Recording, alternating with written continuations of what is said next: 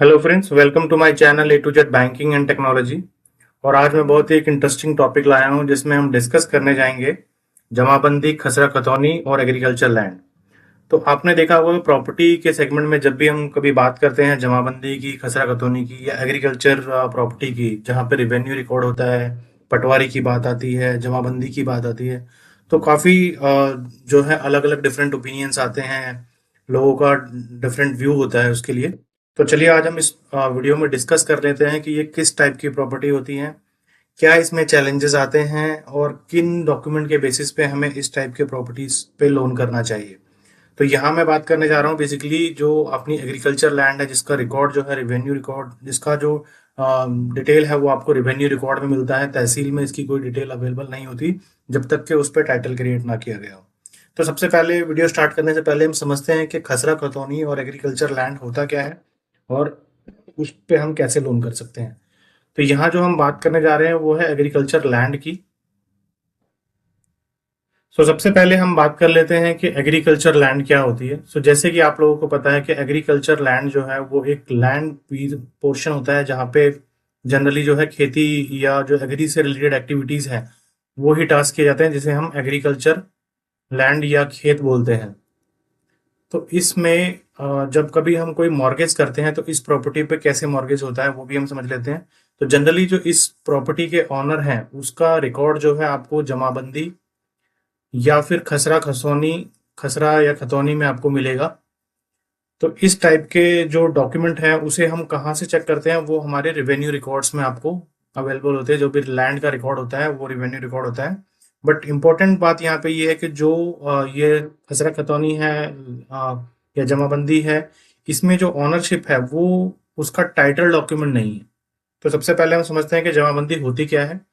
तो जैसे ही लिखा गया है, जमाबंदी इज ए लैंड रिकॉर्ड और record of rights that list detail of land ownership. Land ownership के बारे में बताता है, अक्युलेटिव राइट्स जो आपके खेती के राइट्स हैं वो बताता है, टेंडेंसी बताता है, और कितनी पेमेंट उस लैंड के रेवेन्यू से होने वाली है वो बताता है। It is maintain at the tehsil level. Tehsil में इसका रिकॉर्ड मेंटेन होता है।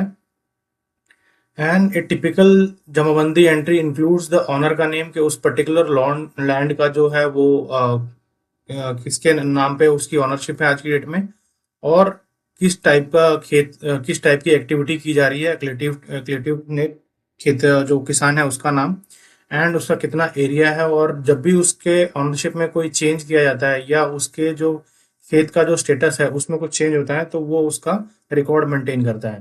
तो जैसे मैं आपको नीचे दिखाऊं कि जो ये खसरा खतौनी होती है वो किस टाइप की दिखती है और उसमें क्या क्या चीजें अवेलेबल होती हैं। तो जैसे आप देख पा रहे हैं यहाँ पे सबसे पहले खसरा या खेवट नंबर है, तो जिसे हम खतौनी नंबर या खेवट नंबर बोलते हैं। यहाँ से आपको उस ग्राम का क्रमांक मिलेगा, यहाँ से उस गांव, जिस भी गांव की वो खतौनी है वो मिलेगा। जैसे यहाँ पे ऐसनी अमेठी गांव है यूपी में, वहाँ का है। तहसील आपको देखने को मिल जाएगी।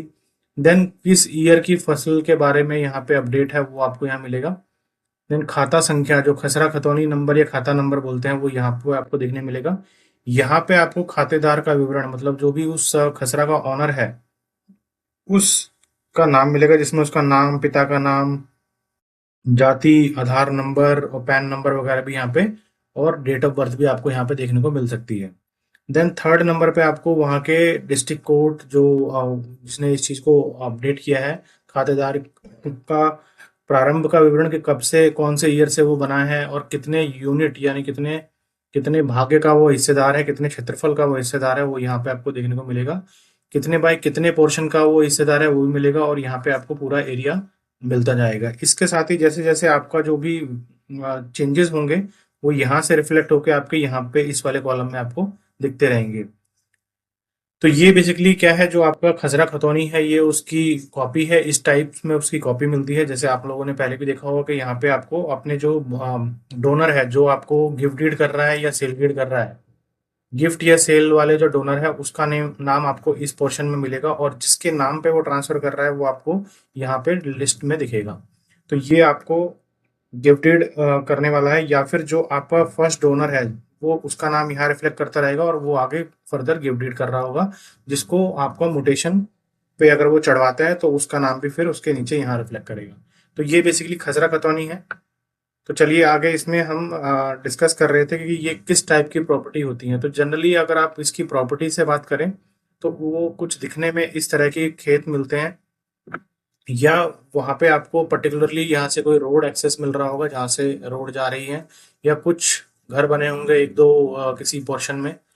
तो ये इस टाइप की प्रॉपर्टी आपको जनरली की इस प्रोफाइल में मिलती है।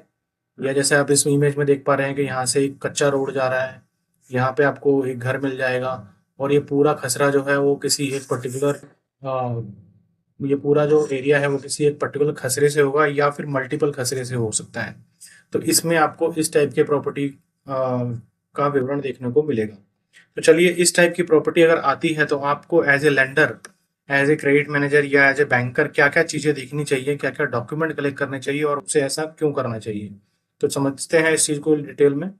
तो मैं आपको बता दूं, तो सबसे पहले जो आपको इसमें रिकॉर्ड लेना है, क्योंकि ऑनरशिप का जो रिकॉर्ड है, जो ऑनरशिप है वो आपको कहाँ पे मिलेगी। सबसे पहले जो इसकी ऑनरशिप है वो उसकी जमाबंदी में आपको देखने को मिलेगी कि जो डोनर है। तो यहाँ मैं आपको एक बार पर्टिकुलरली क्लियर कर देता हूँ कि मैं यहाँ भी स्पेसिफिकली बात करने जा रहा हूँ गिफ्ट डीड से रिलेटेड, क्योंकि 99% केसेस में आपको जो इस टाइप की प्रॉपर्टी आएंगी वो गिफ्ट डीड से आएंगी। मतलब पहले आपका जमाबंदी में नाम होगा या खसरा खतौनी में नाम होगा, जो उसका ऑनर होगा उस जमाबंदी में वो गिफ्ट डीड कर रहा होगा अपने फैमिली, इमीडिएट फैमिली मेंबर्स के अंदर। जैसे कि आपको पता है गिफ्ट डीड जो है ब्लड रिलेशन में ही हो सकती है। तो वो अपने फैमिली में हस्बैंड को वाइफ, या वाइफ को हस्बैंड, या अपने बेटे को या उसकी वाइफ को वो गिफ्ट कर रहे होंगे। तो चलिए इस चीज को समझते हैं कि वो कैसे ट्रांजेक्शन होगी। तो सबसे पहले आपको ऑनरशिप डॉक्यूमेंट देखना है जमाबंदी के अंदर, कि जमाबंदी में नाम किसका आ रहा है, उसने उसके बाद गिफ्ट किसके नाम पे किया है, उनका क्या रिलेशनशिप है। तो आपको रिलेशनशिप वेरीफाई कर लेना है यहाँ से। रिलेशनशिप वेरीफाई होने के बाद आपको ये इंश्योर करना है कि जो भी आपने कॉपी ली है वो सर्टिफाइड ट्रू कॉपी हो, जिससे आप ये इंश्योर कर पाए कि वो जो जमाबंदी है वो किसी भी तरह के लीन या प्रभाव से मुक्त है। लीन या प्रभाव का मतलब ये होता है कि उस पर्टिकुलर खसरे में किसी और बैंकर या लेंडर या किसी तरह से कोई लोन तो नहीं उसको रख के लिया गया है, उसको मॉर्गेज तो नहीं किया गया है। तो जनरली आप जो इस टाइप के खसरा खतौनी वाले केसेस देखेंगे वहां पे केसीसी, किसान क्रेडिट कार्ड जिसे हम बोलते हैं, उस खसरे के ऊपर वो उन्होंने किसान क्रेडिट कार्ड का लोन लिया होता है, जो कि काफी कम रेट पर मिला होता है। और जनरली जो इस टाइप के एग्रीकल्चर ऑनर होते हैं, लैंड ऑनर होते हैं, वो ये केसीसी लोन लेके रखते हैं बिकॉज इसमें काफी कम रेट होता है। और ये कई बार गवर्नमेंट के चेंज होने पे या पॉलिटिकल एंगल होने पे वो इसको नहीं भी भरते हैं, बिकॉज उन्हें ये एक्सपेक्टेशन होती है कि गवर्नमेंट जब चेंज होगी या गवर्नमेंट कोई स्कीम लाएगी और उनका लोन जो है वो माफ हो जाएगा। तो मोस्ट ऑफ द चांसेस में आपको यहाँ पे उस खसरे पे केसीसी चढ़ा हुआ मिलेगा, जिसे आपको इंश्योर करना है कि लोन देने से पहले वो केसीसी का लीन जो है वो हट जाए, उसे रिमूव कर लिया जाए, या एनओसी जो है आपका उस लेंडर से आपके पास आए। चलिए ये आपने वेरीफाई कर लिया। देन आपको रजिस्टर्ड गिफ्ट डीड, या अगर आपके पास केस आया है कि जहाँ पे सब्जेक्ट टू गिफ्ट डीड या सब्जेक्ट टू सेल डीड है, तो वो रजिस्टर्ड गिफ्ट डीड या जो है या सेल डीड है वो प्रॉपर ड्राफ्ट की गई हो, और जो लैंड रिकॉर्ड यहाँ पे मेंशन है आपका जमाबंदी में, वो प्रॉपर लैंड रिकॉर्ड आपके पास होना चाहिए। अब क्वेश्चन ये आता है कि प्रॉपर लैंड रिकॉर्ड कैसे आपको पता चलेगा, क्योंकि आपके पास जो खसरा है या जमाबंदी है उस जमाबंदी में पूरे इस एरिया, पूरे इस खेत का डिटेल है, बट आपके पास जो लोन लेने के लिए आ रहा है वो पर्टिकुलर एक इतना सा पोर्शन आ रहा है। तो इस पोर्शन के लिए आपको कैसे पता चलेगा क्या डिटेल अवेलेबल है। तो इसमें जो प्रोसेस है, प्रोसेस ये कहता है कि आप इसकी वैल्यूएशन कंडक्ट कीजिए। जो आपका वैल्यूअर है वो उस पर्टिकुलर खसरे पे जाएगा, उस बने हुए जो मैन्युफैक्चर जो जो बना हुआ बिल्ट एरिया है उसकी लेंथ एंड विड्थ। तो इसमें आपको क्या चेक करना है कि उसका मैच करेगा साइज, कि कितने एरिया का आ रहा है। जैसे अगर मैं इस पूरे खसरे की बात करूं तो फॉर एग्जांपल ये 5,000 स्क्वायर यार्ड का एक खसरा है, 1 किले का, और यहाँ पे आपके पास सिर्फ 200 गज की प्रॉपर्टी आ रही है। तो आपको उस प्रॉपर्टी का जो साइज है वो पर्टिकुलर नापना है कि वो 200 गज है या नहीं है। देन उसका जो डायमेंशन है, डायमेंशन आपको चेक करना है। डायमेंशन क्या है कि फ्रंट में 30 बाय 30 का है या 30 बाय 60 का है। मतलब 200 स्क्वायर यार्ड के लिए आपको 30 बाय 30 आपको लेंथ और विड्थ दोनों को मापना है। देन आपको इंश्योर करना है कि जो भी आपका प्रॉपर्टी यहाँ पे आ रहा है उसमें रोड एक्सेस हो। रोड एक्सेस का मतलब है कि आपका जो मॉर्गेज हो रहा है उसमें पर्टिकुलरली एक्सेस दिया गया हो मेन रोड तक।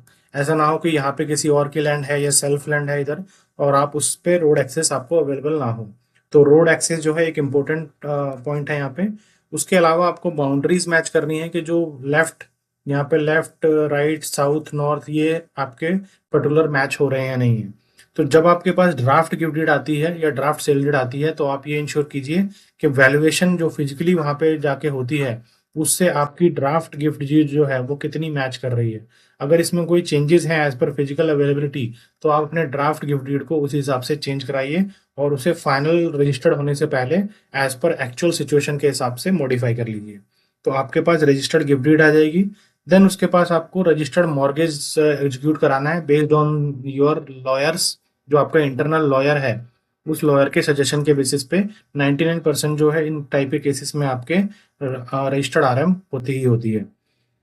इसके अलावा आपको इसमें जो सेकंड मेजर चैलेंज आने वाला है वो है इसका आइडेंटिफिकेशन।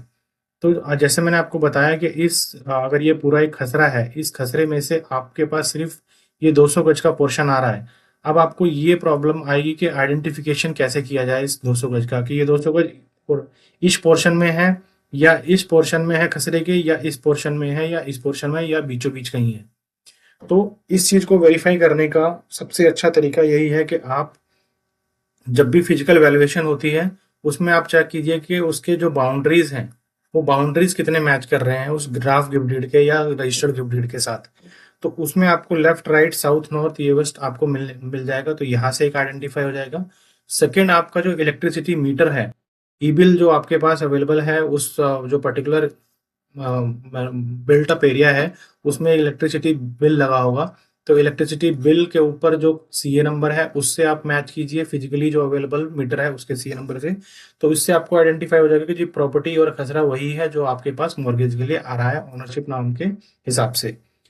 देन आप उसमें मौका पटवारी रिपोर्ट की डिमांड कीजिए, जो कि हमारा नेक्स्ट पॉइंट था। मौका पटवारी रिपोर्ट में आपको ये आइडेंटिफाई होगा कि जो पर्टिकुलर खसरे में से कौन से साइड का एरिया है जो आपके पास आ रहा है, क्योंकि उसके अंदर वो ड्रॉ करके दिखाएगा कि ये जी इतना एरिया जो है आपका खेत का है और ये पर्टिकुलर एरिया जो है आपका रेजिडेंशियल यूज हो रहा है या फिर यहाँ पे बिल्टअप बना हुआ है। तो इससे आपकी प्रॉपर्टी आइडेंटिफाई हो जाएगी और आप इसमें अपने वो मॉर्गेज इस पे आप क्रिएट कर पाएंगे। तो अब देखिए इतने डिस्कशन में हमने क्या चीज किया कि एक तो हमने प्रॉपर्टी को आइडेंटिफाई कर लिया कि प्रॉपर्टी हमारी आइडेंटिफाई हो गई कि कहाँ पे प्रॉपर्टी अवेलेबल है। दूसरा हमने क्या किया, लीगली जो प्रॉपर्टी के पेपर होने चाहिए ऑन डॉक्यूमेंट्स वो हमने कर लिए। कैसे किए, एक हमने सर्टिफाइड ट्रू कॉपी ले ली जैसे आपने यहाँ देखा। देन हमने रजिस्टर्ड गिफ्ट डीड करवाई जो कि एक्चुअल के बेसिस पे है। देन हमने इसमें रजिस्टर्ड मॉर्गेज क्रिएट किया और एक मौका पटवारी रिपोर्ट ली। ये सारी जो है ये हमारे डॉक्यूमेंटेशन कंप्लीट होगा यहाँ पे, और इसमें हमने प्रॉपर्टी को फिजिकली आइडेंटिफाई कर लिया। इसके अलावा हमें क्या करना है, इसके अलावा हमारे पास कुछ प्रिकॉशंस होते हैं जो लैंडर्स को रखने होते हैं कि क्या क्या चीजों किनको हमें लोन पे लें ताकि कल को इन केस ऑफ डिफॉल्ट हमारे को कोई प्रॉब्लम ना आए। तो उसके लिए आपको क्या करना है कि जो उसका डोनर है, डोनर से मतलब यहाँ पे है जो जमाबंदी में ऑनर है, जिसकी जमाबंदी के अंदर ओनरशिप है, इस ऑनर को आपको लोन पे लेना है। इसको आपने लोन पे ले लिया एंड इसके बाद डोनी जिसके नाम पे उन्होंने गिफ्ट डीड रजिस्टर्ड करी है, ये वाली जो गिफ्ट डीड या सेल डीड रजिस्टर्ड करी है, इस डोनी को आपने एज ए मेन बोरोवर बनाया। ठीक है, इसके बाद आपका जो है लोन काफी सिक्योर हो जाता है। बट इसमें एक और चांस क्रिएट होता है कि जो डोनर है वो अभी भी पूरे खसरे का ओनर है एज पर जो जमाबंदी रिकॉर्ड। तो वो क्या कर सकता है कि वो अपने किसी दूसरे बेटे को या दूसरे लीगल हायरर को सेम पोर्शन का लैंड दोबारा से गिफ्ट डीड कर दे। तो इस चीज को अवॉइड करने के लिए आपको क्या करना है कि उसके जितने भी लीगल हायरर है इस डोनर के जितने भी लीगल हायरर हैं आप उन सबको लोन स्ट्रक्चर पे ले लीजिए, सो दैट कि अगर वो उस पोर्शन को री गिफ्ट डीड करना भी चाहता है तो सारे लीगल हायरर जो है आपके लोन पे अवेलेबल हो और वो उस लोन को क्रिएट ना कर पाए। सेकेंडली सेकेंडली अगर कई बार चांसेस ऐसे आते हैं कि सारे लीगल हायरर लोन पे आने से मना कर देते हैं तो आप अपने इंटरनल या एक्सटर्नल लॉयर से डिस्कस करके उनसे एनओसी भी ले सकते हैं। इसके अलावा आपको क्या करना चाहिए, जो कि थोड़ा सा डिफिकल्ट टास्क होता है बट अगर वो हो जाता है तो काफी सिक्योर होता है, कि जैसे आपके पूरे खसरे पे जो ऑनरशिप है वो अभी इसी बंदे की है जो कि डोनर है। इस डोनर की जो ऑनरशिप पूरे खसरे के लिए है, बट उसमें से एक पोर्शन जो है उसने डोनी को गिफ्ट कर दिया, अपने बेटे को या अपने जो भी लीगल हायर है उसको ये वाला पोर्शन गिफ्ट कर दिया है। तो आपको अगर पॉसिबल हो पाता है कि जो आपने गिफ्ट डीड किया है, जो registered gift gift deed execute करी है इस पोर्शन के लिए, आप खसरे पे उसकी लीन मार्किंग या उसका जो म्यूटेशन है वो म्यूटेशन चढ़वा लीजिए। म्यूटेशन अगर ये चढ़ जाता है इस पर्टिकुलर खसरे पे कि इस खसरे से इतना पोर्शन जो है वो गिफ्ट कर दिया गया है पर्टिकुलर इस फैमिली मेंबर को, तो और उस पे हमारे बैंक का लोन भी उस पे लिया गया है, तो आपको ये इंश्योर हो जाएगा कि कोई भी जो फर्दर लेंडर है वो जब भी इस जमाबंदी को देखेगा तो वो ये समझ जाएगा कि इस पर्टिकुलर पोर्शन पे हमारे बैंक का लोन है, तो हमें उस पर दोबारा लोन नहीं देना चाहिए। तो गाइस ये प्रिकॉशंस होते हैं जो कि हमें इस टाइप की प्रॉपर्टी पे रखने चाहिए।